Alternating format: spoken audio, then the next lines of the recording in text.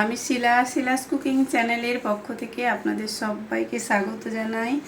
আজ একটা নতুন রেসিপি নিয়ে আবারও চলে আসলাম। আজ বানাচ্ছি এঁচোড় চিংড়ি। তার জন্য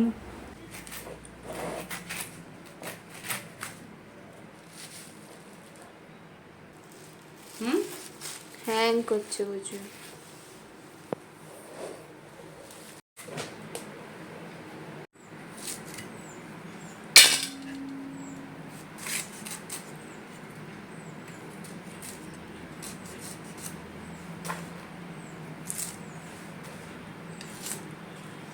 আজ বানাচ্ছি এঁচোড় চিংড়ি। তার জন্য এঁচোড়টাকে কেটে নিয়েছি, চিংড়ি মাছটা ছাড়িয়ে নিয়েছি, আর মশলাতে নিয়েছি আদা বাটা, রসুন বাটা, হলুদ গুঁড়া, লঙ্কা গুঁড়া, ধনে, জিরে, গোটা গরম মশলা, লবণ, পেঁয়াজ দুটো বড়, আর একটা টমেটো, আর ধনে পাতা। এই দিয়ে তৈরি করব এঁচোড় চিংড়ি। তার জন্য এই এঁচোড়টাকে প্রথমে আমি সেদ্ধ করে নেব কুকারের মধ্যে। হলুদ আর লবণ দিয়ে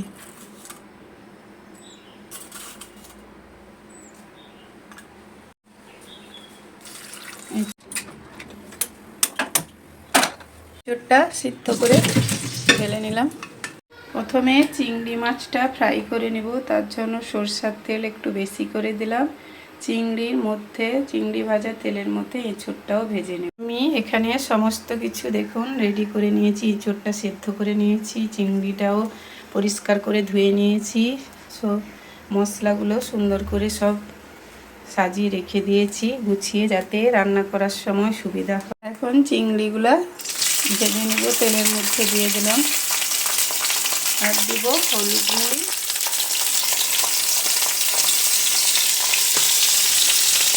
আর লবণ দিয়ে চিংড়িটাকে ভেজে নিয়েছি। এখন উঠিয়ে রাখো।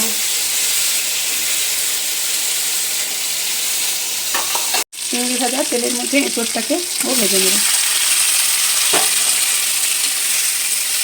একটু এঁচোড়টাকে ভেজে নিতে হবে, তাহলে একটু লাল লাল করে এঁচোড়টা আমি ভেজে নেব। এঁচোড়টা সুন্দর করে দেখুন লাল লাল করে ভেজে নিয়েছি, চিংড়িটাও ভেজে নিয়েছি। এখন সব উঠিয়ে রাখ। কড়াইতে সরষের তেল দিলাম। পুরো রান্নাটা আমি সরষের তেলে করছি। তেজপাতা, গোটা গরম মশলাটা দিয়ে দিলাম। এখন পেঁয়াজ কুচিটা দিয়ে দিলাম। পরিমাণ মতো একটু লবণ দিয়ে দিলাম। টমেটো আর একটু ধনে পাতা ডাঁটাগুলো দিয়ে দিলাম। পেঁয়াজটা হালকা ব্রাউন, পেঁয়াজটা হালকা লাল লাল হলে টমেটো আর একটু ধনে পাতা টমেটোটা ভালো করে গলে গেছে, পেঁয়াজটাও ভেজে গেছে। এখন রসুন বাটা দিয়ে দিলাম, আর দিচ্ছি আদা বাটা 1/2 চামচ করে। ভালো করে মশলাটা এখন কষিয়ে নিলাম। জিরে গুঁড়ে, ধনিয়া গুঁড়ি, লঙ্কা গুঁড়ি আর হলুদ গুঁড়িটা দিয়ে দিলাম, আর একটু জলও দিয়ে দিচ্ছি, যাতে মশলাটা না পুড়ে যায়। আরও মশলাটা ভালো করে কষিয়ে নেব লো আঁচে। একদম গ্রাম্য স্টাইলে খুব সিম্পলভাবে এঁচোড় চিংড়ির রেসিপি আপনাদের সঙ্গে শেয়ার করছি। কোনো কাশ্মীরি রেড চিলি ছাড়া, যেরকম পেঁয়াজ লঙ্কা খুব সামান্য মশলায় গরমে খাওয়া এঁচোড় চিংড়ি আপনাদের সঙ্গে শেয়ার করলাম। কেমন লাগলো কমেন্ট করে জানাবেন। প্লিজ প্লিজ ভালো লাগলে চ্যানেলটা একটু লাইক সাবস্ক্রাইব করার অনুরোধ থাকলো। প্লিজ প্লিজ আমাকে একটু সাপোর্ট করুন। দেখুন মশলা থেকে তেল ছেড়ে এসছে, তার মধ্যে আমি এঁচোড় আর চিংড়িটা দিয়ে দিলাম।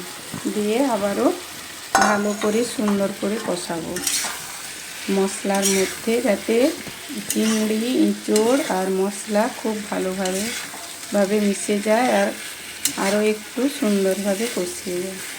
চিংড়িটা আবারও মশলার সঙ্গে ভালো করে কষিয়ে নিয়েছি। এঁচোড়টা এমন সেদ্ধ করতে হবে যাতে এঁচোড়টা না গলে যায়, তাহলে গলে গেলে ভালো চিংড়িটা রান্না হয় না।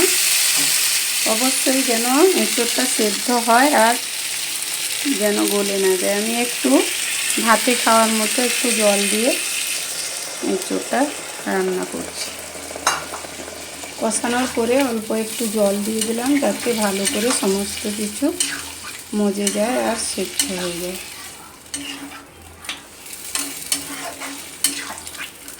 যেহেতু সব কিছু সেদ্ধ আছে তাই বেশিক্ষণ রান্না করতে লাগবে না।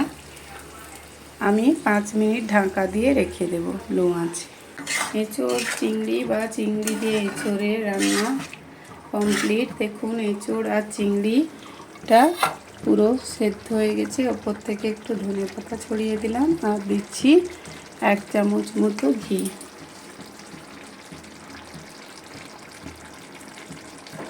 এখন নামিয়ে নেব।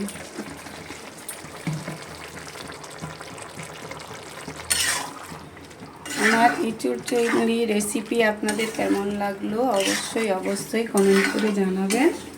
এখন নামিয়ে রাখছি।